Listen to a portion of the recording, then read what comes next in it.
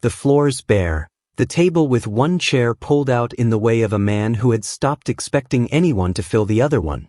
She put her bag down and followed the sound of his cane through the house, not because she had decided to, but because there was nowhere else to go. He was at the window when she found him, his back to her. The room behind him had one bed, one lamp, one chair in the corner. "There's no other room ready," he said. To the glass. Not to her. She looked at the room. She looked at her dress, her one dress, pressed the night before with a borrowed iron. She said, "Is there something I could change into?" He turned from the window. He crossed to the chest at the foot of the bed and lifted out a folded shirt and held it toward her without making it into anything. Just what he had. She took it. She opened it and held it out and looked at it. Then she looked at him. He was already looking back, those same still dark eyes, seeing her the way very few people ever had. She held the shirt back toward him. "I can't wear it," she said. Not with embarrassment. Just a fact. He took it, set it on the chest, sat down in the corner chair without speaking. She turned toward the bed and reached behind her to loosen her collar. Her fingers found the fabric snagged, caught somewhere between her shoulder and the bedpost, pulled tight in a way she couldn't reach. She tried once, twice, her arms not finding the angle. She heard him stand. His footsteps crossed the room and stopped behind her, close enough that she felt the warmth of him in the space between them. She went still. She stood with her hands at her sides and her eyes forward and waited.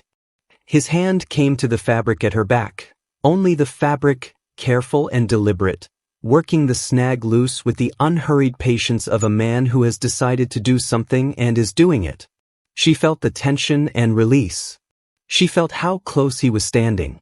She heard him breathe, slow, controlled. The fabric gave. A small sound, barely a tear, and in the same moment he stepped back. She smoothed the dress.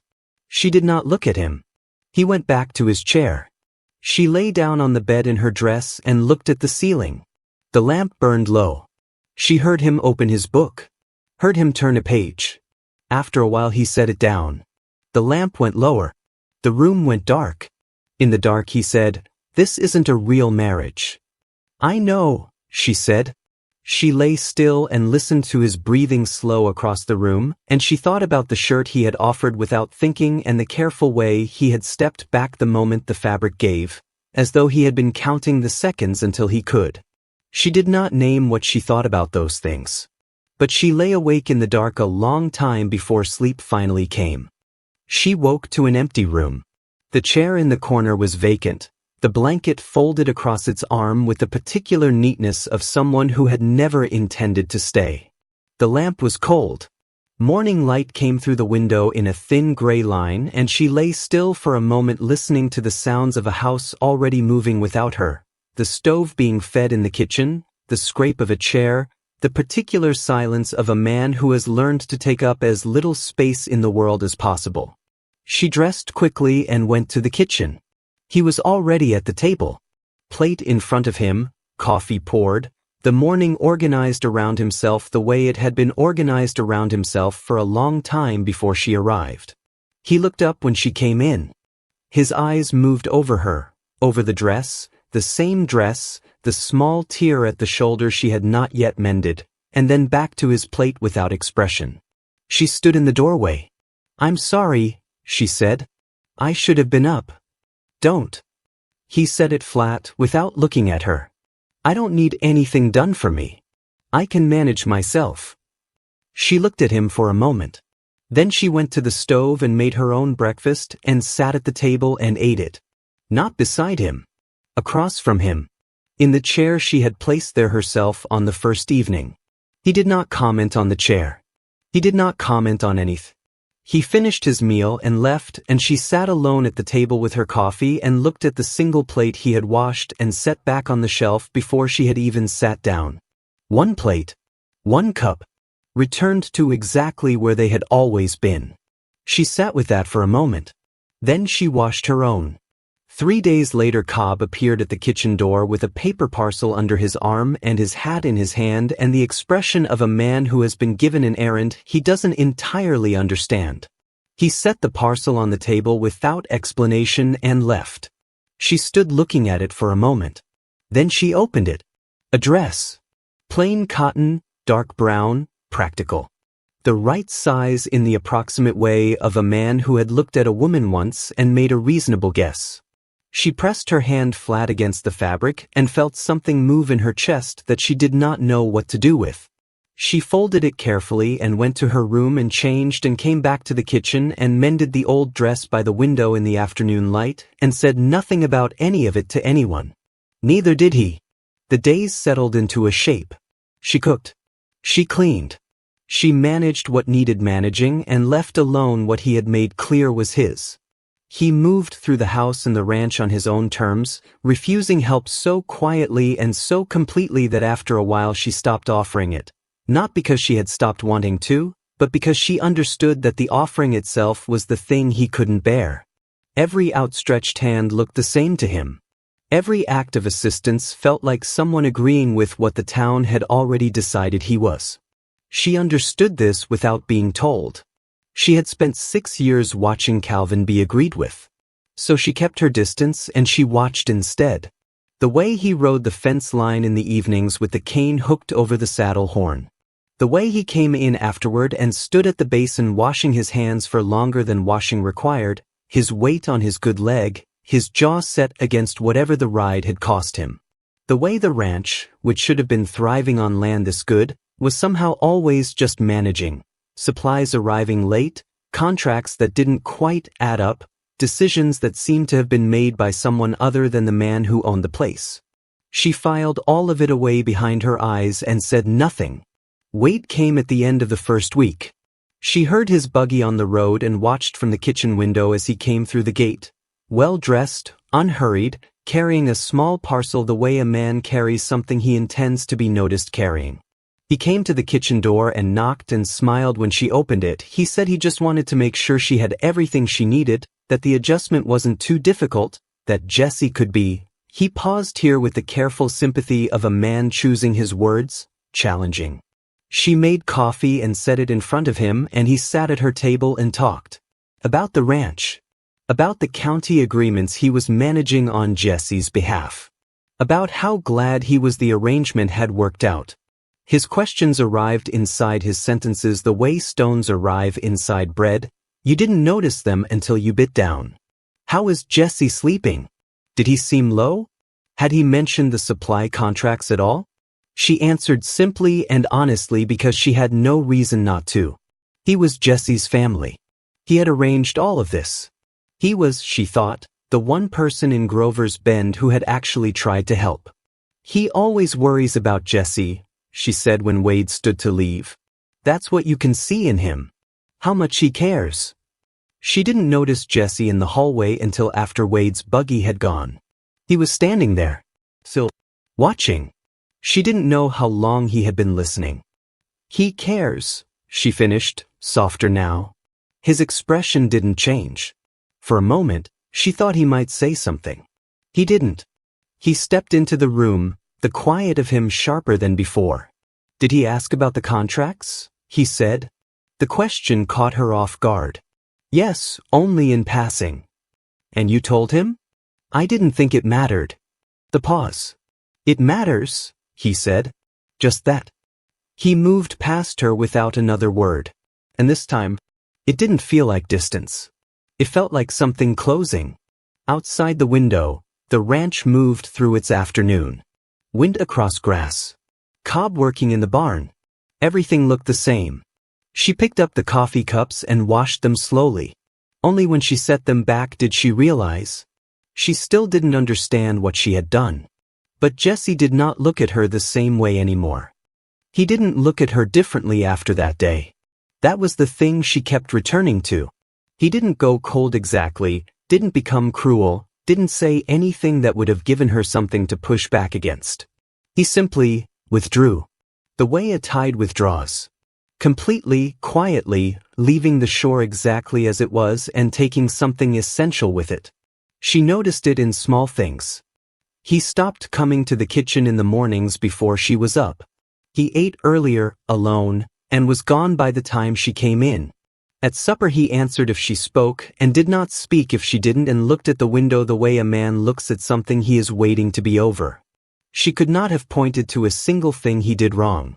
She stopped trying to explain it. She started going out to the property that second week. Not dramatically, not with any announcement. She simply began walking the fence line in the mornings after he rode out, talking to Cobb about the south pasture rotation, asking the kind of questions a woman asks when she is trying to understand a place she has been put in charge of.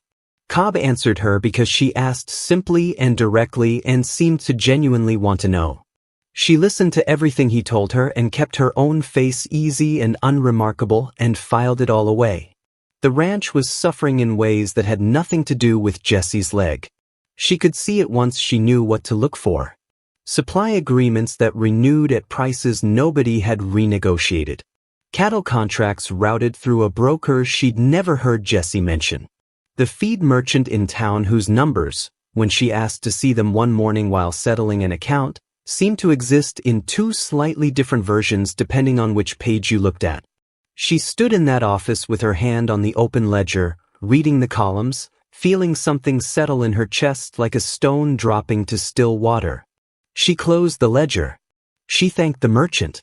She walked back to the ranch in the afternoon heat, and she thought about Wade Kane and his careful questions and his warm, unhurried visits and the particular way he had of standing in a room like a man who considers himself its rightful center.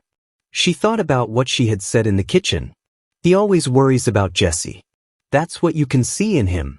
She pressed her lips together and kept walking, but she didn't stop thinking about it. She asked Jesse about the sessions on a Thursday morning. She had been thinking about how to say it for 4 days, and in the end she didn't say it the way she had planned. She was at the stove and he was passing through, and she said it to his back, plainly, without turning around. I want to try something with your leg. It might not work, but it might. He stopped walking. She heard him stop. She kept her eyes on the stove. The silence stretched long enough that she thought he had decided, and the decision was no. Then he said, "After supper," and walked out. She stood at the stove and let out a breath she hadn't known she was holding. That evening she filled the clay bowl with warm water and set it on the kitchen floor and sat down beside it and waited. He came in after supper and stood in the doorway and looked at the bowl and then at her sitting on the floor, and something moved through his face that she couldn't read. He crossed the room. He sat in the chair.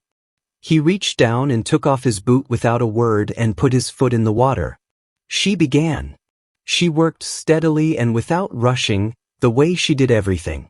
Her hands moved over the sole of his foot, the arch, the ankle, careful pressure, slow circles. The particular sequence she had carried in her hands since she was young without ever having used it on anyone. He sat very still. His hands rested on his knees. He looked at the wall. The lamp burned low between them, and the kitchen was so quiet she could hear the fire settling in the stove. She didn't know how long they sat like that. Long enough for the water to cool slightly. Long enough for the silence to change quality, to become less guarded, more like the silence of two people who have stopped pretending they are somewhere else. She was working the arch of his foot when he spoke. Not about his leg. Not about the ranch. He said, quietly to the wall, "Margaret left in April. 4 months after the accident. She didn't leave a note." Nora kept her hands moving. She did not look up. She did not say she was sorry or offer him the particular empty comfort people reach for when they don't know what else to give. She just kept working and let him decide whether he wanted to say more. He didn't. Not that night. But when she finished and dried his foot and stood, she picked up the bowl. At the door she stopped. She did not turn around. Same time in 2 days? The kitchen was quiet. She waited. Fine. She took the bowl outside and poured the water into the yard and stood in the dark for a moment with the empty bowl in her hands and the cool night air on her face. Something had happened in that kitchen that she didn't have words for yet. Something that felt, in the most careful and tentative way, like the first thread of something being passed from one person to another in the dark. She went back inside. Wade came again that week. He found her at the fence line talking to Cobb and walked toward her across the yard with his hat raised and his smile in place, and she felt her shoulders settle into a careful stillness before he had even reached her. He was warm. He was concerned. He asked how she was managing and whether she needed anything, and said he was always available if things became difficult. And then, as though it were simply the natural next thing to say, he added, "You don't need to worry yourself about the ranch business, Nora. The accounts, the contracts, leave all of that to me. It's not women's work, and Jessie has enough to carry without you adding to it." He said it kindly. He said it the way a man says something he believes is a favor. She looked at him.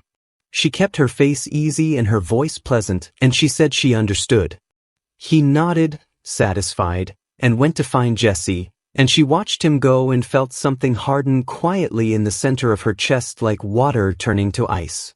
She looked back at the fence line, at the property stretched out around her, at the south pasture Cobb had told her hadn't been properly rotated in 18 months, at the supply shed that was short on things it shouldn't have been short on. She thought about the 2 sets of numbers in the feed merchant's ledger. She thought about Wade's voice in the kitchen 3 weeks ago.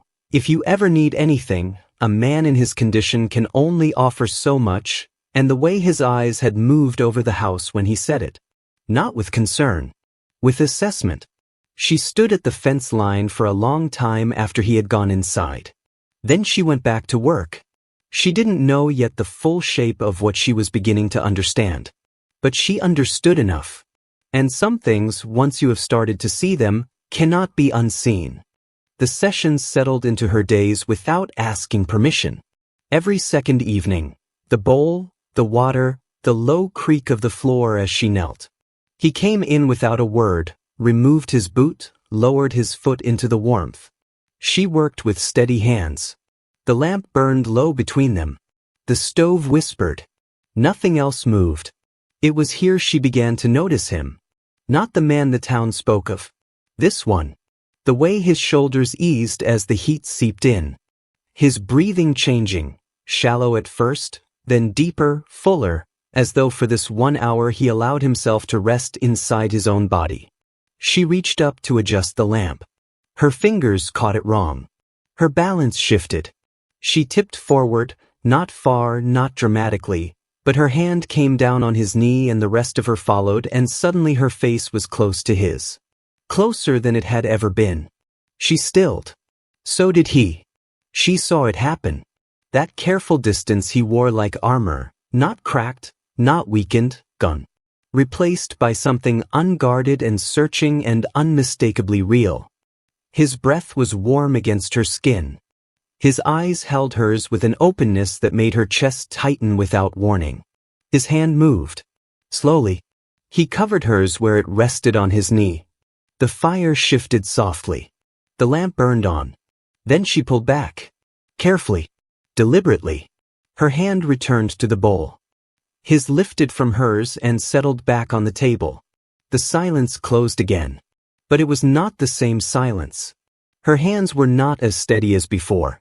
His eyes, when she caught them, were no longer fixed on the wall. The honey appeared on the table one morning in the 3rd week. She almost missed it. She came into the kitchen before dawn, and it was there on the corner of the table.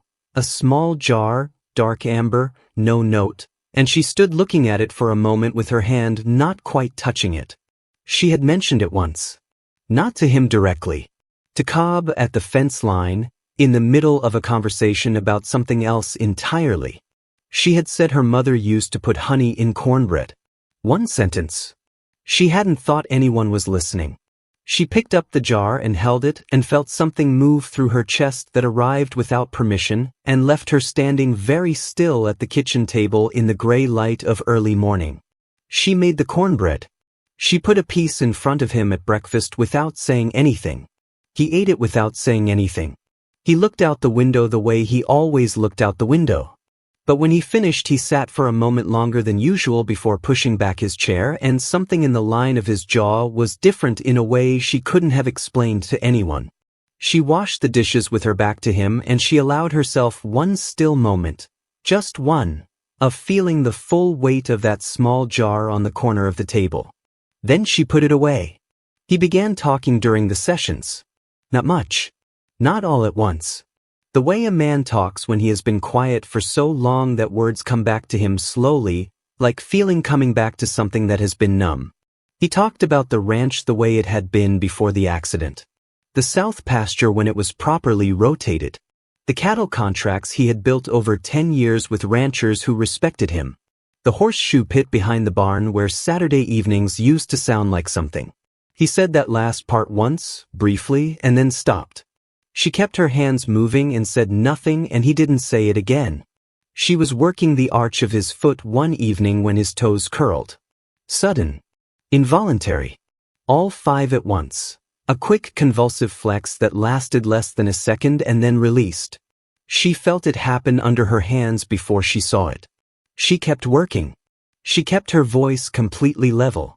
She said, "I felt that." His hand gripped the edge of the table.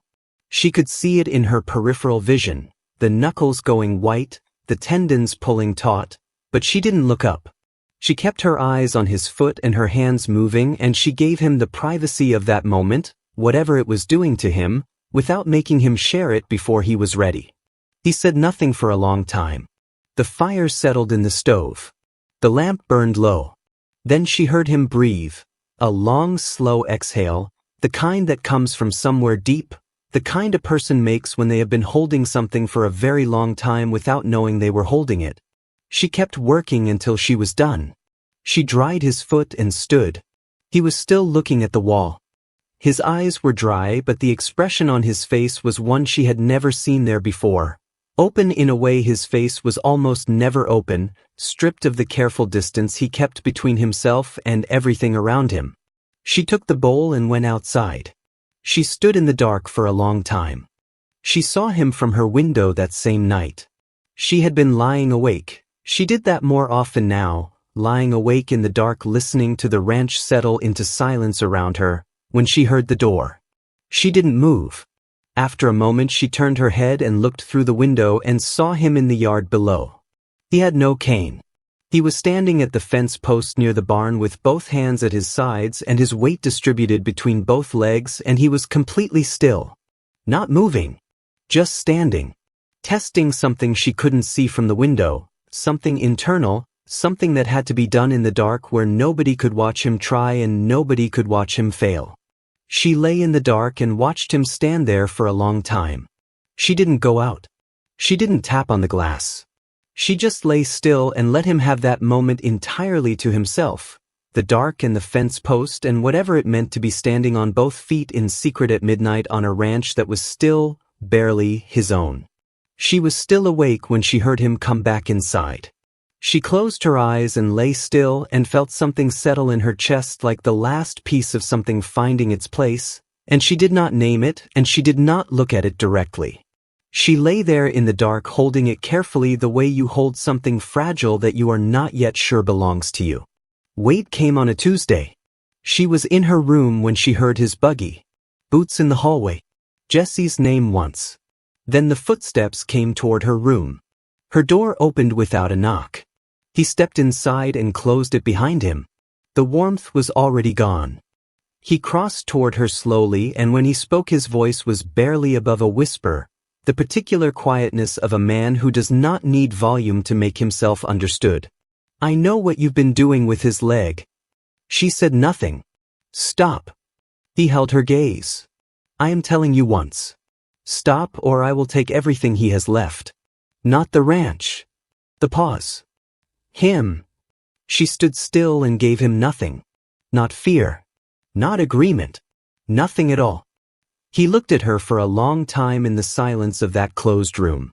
Long enough that the silence itself became part of what he was doing. Long enough that anyone standing outside that door would have had no way of knowing what was happening inside it and every reason to imagine the worst. Then he turned to the door. He opened it slowly. He stepped into the hallway. And there was Jesse, standing at the edge of the hall, cane in hand, jaw set. He had clearly been there for some time. Wade didn't startle. He didn't explain. He paused in the doorway and turned back toward Nora's room, toward her, and smiled. The slow, private smile of a man leaving somewhere he had every right to be. He ran one hand down the front of his coat, smoothing it, adjusted his collar, took his time. Then he looked up and saw Jessie as though noticing him for the first time. "Jessie. Obese. I was looking for you, couldn't find you anywhere." A small satisfied smile still playing at the corner of his mouth. "We'll talk soon." He walked past Jessie and out the front door and down the porch steps. His buggy moved down the road and the sound of it faded into nothing. Jessie stood at the edge of the hallway. His eyes were on Nora's doorway. On the open door. On her standing inside it. His jaw was tight in a way she had never seen before, and what was in his face was not anger exactly, it was something colder and more final. The expression of a man who has just watched something he didn't know he was protecting get taken from him. He looked at her for one long moment. Then he turned and walked away in his door. She stood in her doorway and did not move. Wade had not raised his voice once. He had not accused her of anything. He had not needed to. A closed door, a long silence. A slow smile. A hand smoothing a coat. That was all it had taken, and she understood, for the first time, that nothing here was ever loud. That evening she prepared the bowl anyway and sat beside it on the kitchen floor and waited. The lamp burned. He didn't come. The second evening the same. The empty doorway. She sat until the lamp was too low to sit by and went to her room. On the third evening she heard his door. His footsteps. Coming down the hall and stopping in the kitchen doorway. She didn't look up immediately. Then she did. "I know what he did. I know what you think. I'm still here." She held his gaze and said nothing more. He stood in the doorway for a long time. Something moved in his face that she had seen before in brief flashes, in the way his jaw shifted when she put food in front of him. She had never looked at it directly. She looked at it now. He walked to the chair, sat down, reached down without speaking and took off his boot, and put his foot in the bowl. She moved the lamp between them and began. She had been collecting for weeks. Not dramatically, quietly in the margins of ordinary days. The feed merchant's second ledger copied in her own hand. Survey records from the county office. A statement from the horse trader who remembered, now